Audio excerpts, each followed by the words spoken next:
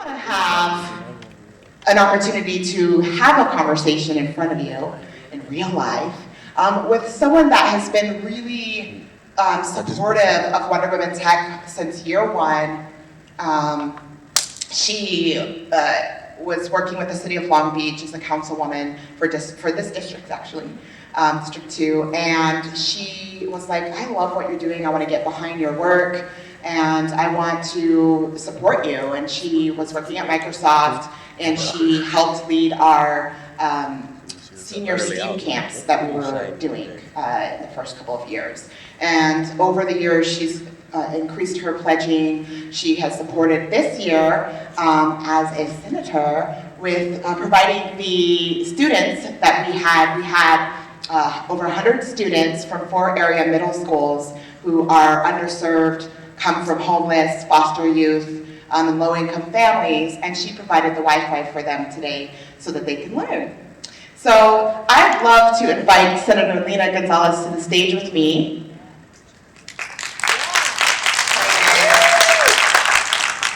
So I thought it would be really great to deep dive into first your background in tech, because you actually have a background in tech. You were working at Microsoft, and that's how we connected also as a councilwoman. But then, I just don't understand. Then you decide, I'm going to throw my hat in the ring. I want to go out and I want to create policy, because you had just been promoted within Microsoft to do philanthropies and civic engagement, which is a great opportunity. But then I wanted to just kind of get inside your thoughts a little bit. Yes, thank you, and thanks so much for being here and listening to us. And let's give Lisa May another big round of applause. I cannot thank her enough for keeping this event going, and all of the Wonder Women Tech members and staff, everybody that's here, because we need to keep women in tech alive. So I think I'm the craziest person to have run for Senate, but I think what's exciting about it is I'm actually the only senator that has direct experience in technology. So it's nice going to Sacramento and I'm talking about AI and automation and I'm digging into the details and my colleagues are looking at me like I'm crazy, but I come in with this lens understanding the true impacts to our local economies. Having worked at Microsoft, I'm actually still there, believe it or not. I'm leaving in about a week. They're letting me go because I got to focus on the state senate in the state of California. And then I had a really great opportunity to jump ship from that and actually work in civic engagement and philanthropy. So I was actually the lead for all of Los Angeles, providing grants to Wonder Woman Tech, providing grants to whether it was after-school programs in underserved communities. I often found myself in places like South LA and Boyle Heights and Southeast LA. And then now carrying this on, just kind of jumping over the state senate, it was really tough, to make that transition. I was making some good money. I had stock options at Microsoft. And then to go to the state senate where you don't have retirement, unfortunately. You're making a decent pay, but we don't have retirement, you don't get stock options, and you're accountable to the people, which for me is so very exciting. To be able to serve, and then with a lens of technology for good, to me is the best. So I said, yes, absolutely, I want to do this. Yeah, because as you have a heart, that's who you are. You show up with purpose, you are for the people. I mean, you've been in public service for a long time, even as you were at Microsoft, as a councilwoman for the city of Long Beach. So what are the important items for you? First on the local level, but then on the state level? It's a great question. So I've been in public service now for over a decade, and started off, as a field representative for then Vice Mayor Robert Garcia. So I was, fixing potholes, I was, going in your alleys and calling police for you, I was getting your trees trimmed and all that good stuff, and got my foot in the door. And to me, that power is so important. When someone calls government and they just want the tree trimmed, or they just want to talk to the police chief, to me that is that importance, and even still resonates with me as a state senator to ensure that we're responsive to our residents, but also working at Microsoft, that I'm responsible to customers. All the same, having good customer service skills still matters to me, really being responsive and attentive to people. But I also think that having this technology lens, it's using technology for the greater good. That's really what I want to dig into, most important. Yeah, so I mean, and I love social innovation. It's my passion as well. It's how I started. It's how I evolved Wonder Women Tech actually through Hacks for Humanity. Do you feel are the opportunities to sort of create this cross section of government and tech, and then introduce that into legislation? Like, what are the opportunities there? Some great questions, Lisa May. Literally, I didn't prepare for this. Like, I'm just sitting here. In true Lisa May fashion, right? She always never hits prepared. it. 200%. Never prepared. Awesome. Well, I think of things like, for instance, there's a good example. The Governor Newsom just got into a partnership with Apple to help us solve the housing crisis. I don't know what that's going to look like exactly, but Microsoft did something similar in Seattle because we knew people were being priced out around the tech campus. And I will tell you, as somebody who cares deeply about housing, I had represented downtown Long Beach before I got elected to the state senate. People were being displaced. People are currently being displaced. Housing is a real issue. Homelessness is apparent to all of us, not even if you're a Californian. So government can't solve all those issues alone. We have to, like I said, work with our technology companies, especially those that are contributing to the issue, to be able to solve that problem with us. And that means, creating technologies around, like I said, when I was at Microsoft, I worked with a lot of folks for the AI for Good programs, AI for humanitarian needs, so creating machine learning around, or data analytics around how we can solve these issues together, I think is the best approach. And that's just what's really exciting me in Sacramento, because again, I don't think people think of technology in that way. So do you find that are they receptive? Is there a welcome ceremony for your ideas, or eventually leading down this path? Do you feel like people are receptive to this? I think so. I think people get epiphanies because sometimes the things I talk about can seem like big ideas, but it can be implemented, and I can see it happening. We just need to continue working together at all of this. And so I see people receptive. One good example too is like our port of Long Beach in LA. The workforce, automation is such a scary word to those folks. My dad was a truck driver, so I get it. Like, I know what that feels to folks, but I also know that automation can help as well, combined with human intelligence.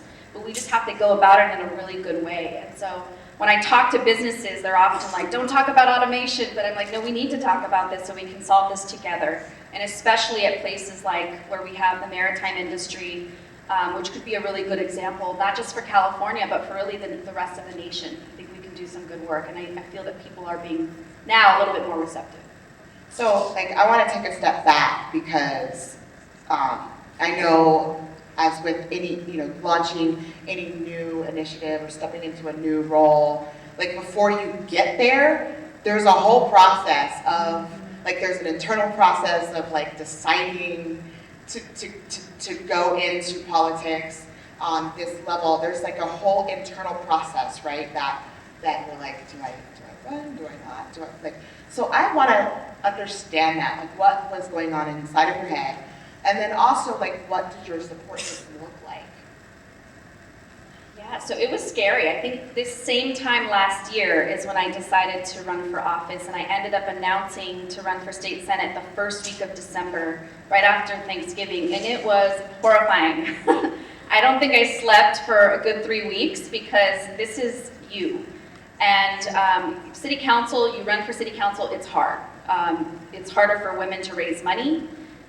Oftentimes people will tell you as a woman you're not qualified, even though you have the same qualifications as a male colleague or your male opponent. I've been told that. Yeah, we've not heard that before. Yes, preaching to the choir here, but it's absolutely true. And then, they'll come after you, they'll come after your family. There's scary things that you think about. So having that, from that point to actually running was so terrifying, but having folks around me like the former Senator Ricardo Lara, I had really great male colleagues that supported me, Rex Richardson, Roberta Uranga. I had Mayor Barbara Garcia on my side, and it was nice not just having women, but having male colleagues say, it needs to be a woman of color, and it needs to be a mom. We want to see more moms in Sacramento. Yes! triple threat, right? Because like we don't see that representation inside of Senate, inside of government, period. I mean, we've had a stellar year the last couple of years for women in Congress and Senate. It's very exciting to start to see those numbers rise. I am in awe every time I meet someone who is paving the way for next generation. We get to like look at you, you know, these kids can come and look at you and say, I could be a senator too, because, you know, I know when I was growing up, I never would I have imagined that I could be in any position in government. Like it just, you just don't think of government as something being represented by women. And so I am so grateful for you for standing in the gap for all of us and like inspiring the next generation and inspiring me, you know, to continue to move forward and, you know, be in public service because, you know, Mayor appointed me 3 years ago on the Commission for Tech and Innovation. That's like such a small thing. But it has actually, though, inspired me later on in life. I would love to actually go into politics because I know that this work is just a natural stepping stone, right, to the next phase, and that is creating policy. These discussions that we have in these rooms are the birthing place for those ideas that can later become policy. Are you like looking forward to, like how long are you serving, and are you looking forward to continuing to serve? What's the, because you said there's no retirement package, so like. So I ran in a special election, and so my year is up next year. So I actually have to run for re-election. I just won in June, and I still have to run for re-election in March, which is kind of funky.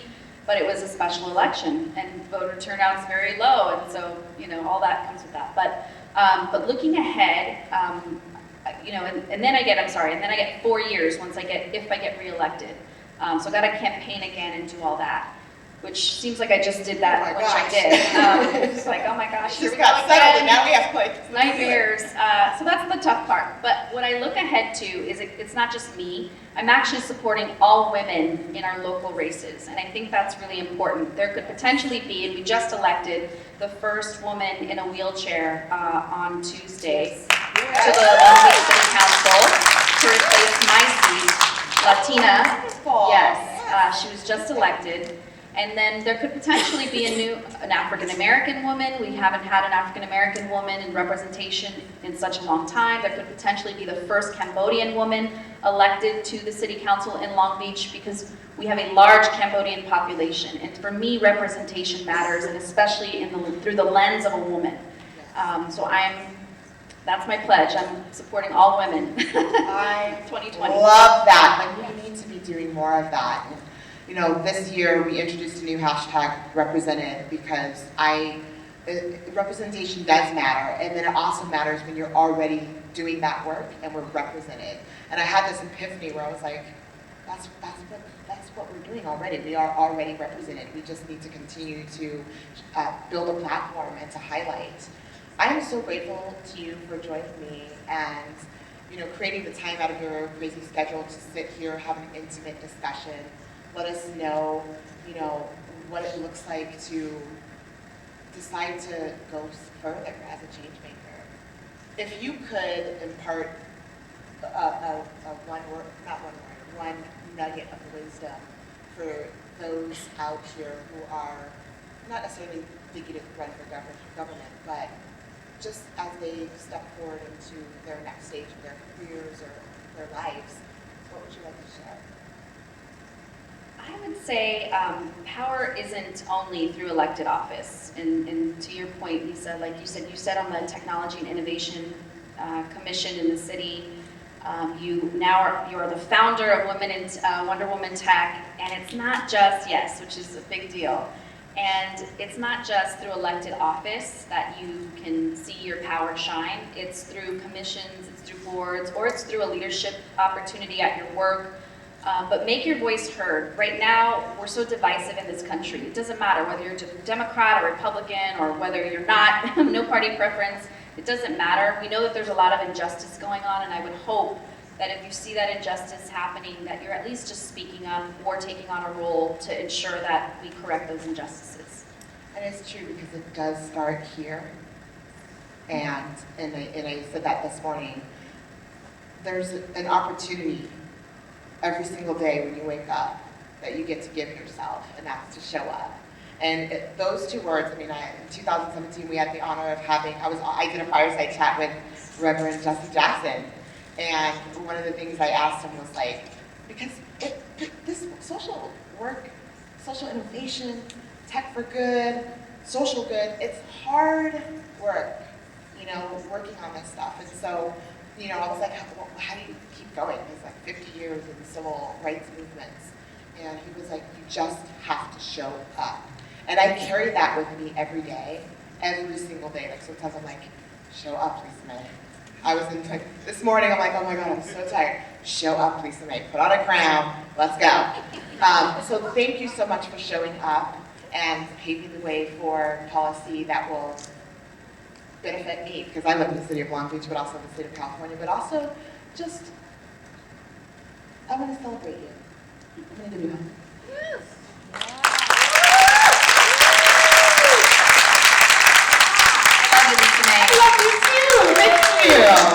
See what happens when women come together and they love each other? Thank you so much, Lena, and I'm so grateful to you.